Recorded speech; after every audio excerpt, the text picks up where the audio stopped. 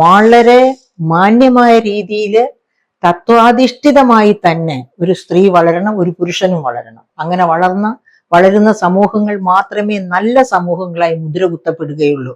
അങ്ങനെ വളരാത്ത ഒരു സമൂഹത്തെയാണ് നമ്മളിപ്പോൾ കണ്ടുകൊണ്ടിരിക്കുന്നത്. മയക്കുമരുന്നും അതുപോലെ പോക്സോ കേസുകളും, അങ്ങനെ എന്തെല്ലാം കാര്യങ്ങളാണ്. പോക്സോ കേസിന്റെ കാര്യം തന്നെ ഒരമ്മ സ്വന്തം കുഞ്ഞിനെ എന്താണ് ആലുവ പുഴയിൽ വലിച്ചെറിഞ്ഞ് കൊന്ന കഥ നമ്മളിപ്പോ അടുത്ത ദിവസങ്ങളിലാണ് കേട്ടത്. അങ്ങനെയുള്ള ഒരു ലോകത്ത് അപ്പൊ ആ കുഞ്ഞിന്റെ കാര്യം തന്നെ നമുക്ക് ആലോചിക്കാവുന്നതേ ഉള്ളൂ. എന്താണ് ആ കുഞ്ഞിന്റെ കാര്യം? എന്തുകൊണ്ടാണ് ആ അമ്മ സ്വന്തം കുഞ്ഞിനെ ആലുവ പുഴയിൽ എറിഞ്ഞു കൊന്നത്?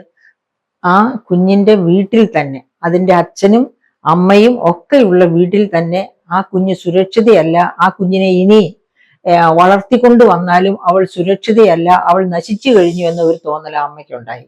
അതുകൊണ്ടാണ് ആ അമ്മ ആ കുഞ്ഞിനെ ആലുവ പുഴയിൽ എറിഞ്ഞു കളഞ്ഞു. പക്ഷെ അവിടെ എനിക്കൊരു വ്യത്യസ്തമായ അഭിപ്രായം അമ്മയോടുണ്ട്. ആ കുഞ്ഞിനെ നല്ല രീതിയിൽ വളർത്താൻ അമ്മയ്ക്ക് കഴിയുകയില്ലായിരുന്നെങ്കിൽ കുഞ്ഞിനെ മാത്രമല്ല അമ്മ കൂടി ആ കുഞ്ഞിനോടൊപ്പം ആലുവ പുഴയിലേക്ക് പോകണമായിരുന്നു, മരിക്കണമായിരുന്നു. അതാണ് ഒരു അമ്മയ്ക്ക് ചെയ്യാൻ പറ്റുന്നത്. കാരണം ഒരമ്മ, ഈശ്വരൻ അല്ലെങ്കിൽ പ്രകൃതി ഗർഭപാത്രം കൊടുത്തിരിക്കുന്നത് ഒരു സ്ത്രീക്കാണ്.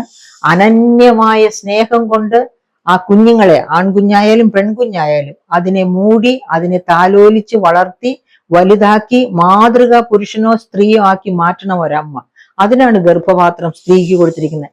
സർവം സഹയായ സ്ത്രീ, സർവം സഹയായ ഭൂമിയെ പോലെ സർവം സഹയായ സ്ത്രീ എന്നാണ് പറയുന്നത്. അപ്പൊ അങ്ങനെയുള്ള ഒരു സ്ത്രീക്ക് ഗർഭപാത്രം കൊടുത്തിരിക്കുന്നത് ഇങ്ങനെ വലിച്ചെറിഞ്ഞ് കുഞ്ഞിനെ മാത്രം കൊല്ലാനല്ല. കുഞ്ഞിനെ രക്ഷിക്കാനാവില്ലെങ്കിൽ ശരി, എനിക്കും ജീവിക്കാൻ അവകാശമില്ലെന്ന് പറഞ്ഞ് അവരും ആ പുഴയിൽ ചാടി മരിക്കണമായിരുന്നു.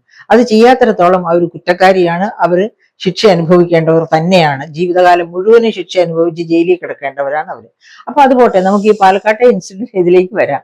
ഭർത്താവ് മരിച്ചാലും ഭാര്യയ്ക്ക് ഭർത്താവിന്റെ വീട്ടിൽ കഴിയാൻ അവകാശമുണ്ട് കോടതി. ഈ അടുത്ത ദിവസങ്ങളിലാണ് ഇങ്ങനെ ഒരു കോടതി വിധി ഉണ്ടാകുന്നത്. പാലക്കാട് സ്വന്തം ഭർത്താവിന്റെ മരണാനന്തരം ഭർത്തൃ വീട്ടിൽ നിന്ന് ഇറങ്ങിപ്പോകാൻ ഉള്ള ഒരു പരിതസ്ഥിതി സൃഷ്ടിച്ച ഒരു വനിതയാണ് സ്വന്തം കുഞ്ഞുങ്ങളും താനും തന്റെ ഭർത്താവിന്റെ വീട്ടിൽ തന്നെ കഴിയാനുള്ള അനുവാദം കിട്ടണം, അവസരം ഉണ്ടാക്കണം എന്ന് പറഞ്ഞ് കോടതിയിൽ പോകുന്നത്. അപ്പം ആ കേസിന്റെ വിധിയിലാണ് കോടതി ഇങ്ങനെ ഭർത്താവിന്റെ മരണശേഷവും ഭാര്യയ്ക്ക് ഭർത്താവിന്റെ ഭവനത്തിൽ കഴിയുവാൻ അവകാശമുണ്ട് എന്നാണ് പറയുന്നത്. സത്യത്തിൽ കോടതി പറഞ്ഞത് ഒരുപാട് നല്ല കാര്യങ്ങൾ. അതായത് ആ കുഞ്ഞിന്റെ വളർച്ചയ്ക്ക്, കുഞ്ഞുങ്ങളുണ്ട്, ആ സ്ത്രീ ഒറ്റയ്ക്കുമല്ല, വിവാഹം ചെയ്ത് ഭർത്താവിനോടൊത്ത് ജീവിച്ച് അവർക്ക് കുട്ടികളുണ്ട്. ആ കുട്ടികളുടെ വളർച്ച, മറ്റെല്ലാം വളർച്ച മാത്രമല്ല, അവരുടെ വികസനം, അവരുടെ ജീവിതത്തിന്റെ കാഴ്ചപ്പാടുകളെ എല്ലാം സ്വാധീനിക്കപ്പെടേണ്ടതാണ്. അപ്പോൾ തീർച്ചയായിട്ടും ആ ഒരു കുടുംബത്തിൽ, അച്ഛന്റെ കുടുംബത്തിൽ ജീവിക്കാനുള്ള അവകാശം അവൾക്ക് ഉണ്ടാവണം, അവളുടെ കുട്ടികൾക്ക് ഉണ്ടാകണം. അതുകൊണ്ടാണ് കോടതി അങ്ങനെ ഇടപെട്ട് ഇങ്ങനെ സംസാരിച്ചത്. പക്ഷെ അപ്പോഴും ഒരു വലിയ പ്രശ്നം ഉദിക്കുന്നുണ്ട്. ഏത് തരം സെക്യൂരിറ്റിയാണ് ആ സ്ത്രീക്കും കുഞ്ഞുങ്ങൾക്കും പിന്നെ അവിടെ കിട്ടാൻ സാധിക്കുക? അതിന് കോടതി പ്രത്യേകമായിട്ട് ഒന്നും പ്രത്യേകിച്ച് പറഞ്ഞിട്ടുള്ളതായിട്ട് എനിക്ക് തോന്നുന്നില്ല. അതായത് സ്ത്രീയുടെ വീട്ടിൽ നിന്ന് കൊടുത്ത സ്ത്രീധനം കൊടുത്തിരുന്നെങ്കിൽ ആ സ്ത്രീധനം എല്ലാം ഉപയോഗപ്പെടുത്തി കാണും. പിന്നെ എന്തുകൊണ്ടാണ് അവരെ വീട്ടിൽ നിന്ന് പോകണം എന്ന് ആവശ്യപ്പെട്ടത്? അതിനൊക്കെ പരിഹാരം ആയിട്ട് കോടതി അതൊന്നും നമുക്ക് അറിഞ്ഞുകൂടാ. എന്തായാലും ഒരു കാര്യം നമുക്ക് മനസ്സിലാകുന്നുണ്ട്, ഈ നാട് ഒരു സ്ത്രീകൾക്കും സന്തോഷമായി ജീവിക്കാൻ പറ്റുന്ന ഒരു നാടല്ലാതെയായി തീർന്നിരിക്കുകയാണ്. നമുക്കറിയാം, ഈ തിരുവനന്തപുരത്ത് തന്നെയാണ്, തിരുവനന്തപുരം കൊല്ലം ആ ഏരിയയിലാണ്. കൃത്യമായിട്ട് തിരുവനന്തപുരം ആണോ അവരുടെ നാടെന്ന് എനിക്ക് ഓർമ്മയില്ല. എങ്ങനെയാണ് ഒരാളെ കടിപ്പിച്ചു കൊല്ലാൻ പറ്റുക എന്നുള്ള കാര്യം മൂർഖൻ പാമ്പിനുമായിട്ട് ബന്ധപ്പെടുന്നവര്, അവര് പാമ്പ് പിടുത്തക്കാരുമായിട്ട് ബന്ധപ്പെട്ട് പഠിച്ച് അങ്ങനെ ഒരു മൂർഖൻ പാമ്പിനെ വിലയ്ക്ക് വാങ്ങി പല താവർത്തി ശ്രമിച്ചാണ് സ്വന്തം ഭാര്യയെ ഒരു ഭർത്താവ് കൊന്നതായിട്ട് നമുക്കറിയാം. ഈ അടുത്ത ദിവസമാണ് കൊല്ലം ജില്ലയിൽ നമ്മൾ വേറൊരു വാർത്ത കേട്ടത്.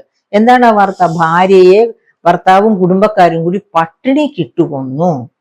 ഇങ്ങനെ എന്തെല്ലാം കഥകളാണ് കേരളത്തിൽ അങ്ങോളം ഇങ്ങോളം നമ്മൾ കേൾക്കുന്നത്. അപ്പൊ ഇവിടെ കേരളത്തിൽ നല്ല, ലോകത്ത് തന്നെ സ്ത്രീകൾ സുരക്ഷിതരല്ല. അപ്പൊ അവര് സുരക്ഷിതരാകണം എന്നുണ്ടെങ്കിൽ എനിക്ക് തോന്നുന്നു കോടതി തന്നെ വേറെ ചില നിർദ്ദേശങ്ങൾ കൂടി കൊടുക്കേണ്ടതുണ്ട്. ആ സ്വന്തം കാലിൽ നിൽക്കാൻ ഒരു സ്ത്രീ പ്രാപ്തയാവണം. അങ്ങനെ സ്വന്തം കാലിൽ നിൽക്കാൻ പ്രാപ്തയാകണമെങ്കിൽ ഭർത്താവിന്റെ സ്വത്ത് ആ സ്ത്രീക്കും കുഞ്ഞുങ്ങൾക്കും കൂടി കൃത്യമായിട്ട്, ഭർത്താവിന് അവകാശപ്പെട്ട സ്വത്ത് അത് സ്ത്രീക്കും കുഞ്ഞുങ്ങൾക്കും കൂടി എഴുതി കൊടുക്കാനുള്ള ഒരു അവസരം കൂടി കോടതി ഉണ്ടാക്കുന്നത് നന്നായിരിക്കുമെന്നാണ് എനിക്ക് തോന്നുന്നത്. അപ്പൊ സ്വന്തം കാലിൽ നിൽക്കാനുള്ള ഒരു സാഹചര്യമാകും. എന്നിട്ട് ഇനി അപ്പൊ സാധാരണ രീതിയിൽ കേരളത്തിലെ സ്ത്രീകൾ അത്ര മോശക്കാരൊന്നുമല്ല.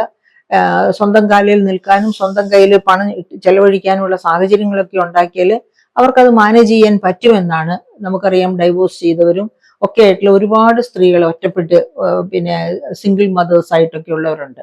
അവരൊക്കെ ജീവിക്കുന്നത് സ്വന്തം കാലിൽ നിന്ന് തന്നെയാണ്. പക്ഷെ അങ്ങനെ സ്വന്തം കാലിൽ നിൽക്കാനുള്ള സഹായം അതിന് ഇപ്പൊ കോടതി പറഞ്ഞിട്ടല്ല വേണ്ടത്, ഗവൺമെന്റ് തന്നെ അതിനുള്ള ഒരു സംവിധാനം ഉണ്ടാക്കണം. ഇപ്പോ അതായത് ഇങ്ങനെ ഒറ്റപ്പെട്ടു പോകുന്ന സ്ത്രീകളും മക്കളും ഒക്കെ അടങ്ങുന്ന ആ കൂട്ടരെ അവരെ ചേർത്ത് നിർത്തി അവർക്ക് ഒരു ജീവനോപാധി കണ്ടെത്താനായിട്ട് അവർക്ക് അവരുടെ കുട്ടികളെ പഠിപ്പിക്കാനുള്ള സൗകര്യം ഉണ്ടാക്കുക. അങ്ങനെ എല്ലാ തരത്തിലും അവരുടെ ജീവിതവുമായിട്ട് ബന്ധപ്പെട്ട് അവരെ സ്വന്തം കാലിൽ നിർത്തത്തക്ക രീതിയിലുള്ള ഒരവസ്ഥ സംജാതമാക്കുക. അതല്ലാതെ കോടതി ഇടപെട്ടത് കൊണ്ട് മാത്രം വീട്ടിൽ നിറങ്ങിപ്പോകാൻ പറഞ്ഞ ഭർത്താവിന്റെ വീട്ടിൽ ആ സ്ത്രീക്കും കുഞ്ഞുങ്ങൾക്ക് സന്തോഷമായിട്ട് കഴിയാൻ പറ്റുമെന്ന് എനിക്ക് തോന്നുന്നില്ല, കോടതിയുടെ നിർദ്ദേശപ്രകാരം മാത്രം. അപ്പൊ അവർക്ക് അങ്ങനെ ജീവിക്കാൻ പറ്റണമെങ്കിൽ അവർക്കുള്ള സ്വത്ത്, ഭർത്താവിന്റെ സ്വത്ത് വിഹിതം അവർക്ക് കിട്ടണം. അവർക്ക് അവരുടേതായ കുടുംബത്തിൽ നിന്ന് കിട്ടാനുണ്ടെങ്കിൽ അത് കിട്ടണം. അല്ലെങ്കിൽ ആ സ്വത്ത് കൊണ്ടുവന്ന് ഭർതൃഗ്രഹത്തിലെ ഉപയോഗിച്ചിട്ടുണ്ടോ എങ്കിൽ അതും അവർക്ക് വേണ്ടി വാങ്ങിച്ചു കൊടുക്കണം. അതിനൊക്കെ ഗവൺമെന്റ് തന്നെ മുൻകൈ എടുത്ത് ഒരു സംവിധാനം ഉണ്ടാക്കണം. അങ്ങനെ വരുന്ന സ്ത്രീകൾക്കെല്ലാം വേണ്ടി ഒരു സംവിധാനം ഉണ്ടാക്കുമ്പോഴാണ് നമ്മുടെ സൽമാൻ റുഷ്ദി പറഞ്ഞതുപോലെ സ്ത്രീയായി ജനിക്കുന്നതിനേക്കാൾ നല്ലത് പശുവായി ജനിക്കുന്നതാണ് എന്ന ആ ചിന്ത ഒരു സ്ത്രീയെ അലട്ടാതിരിക്കുക.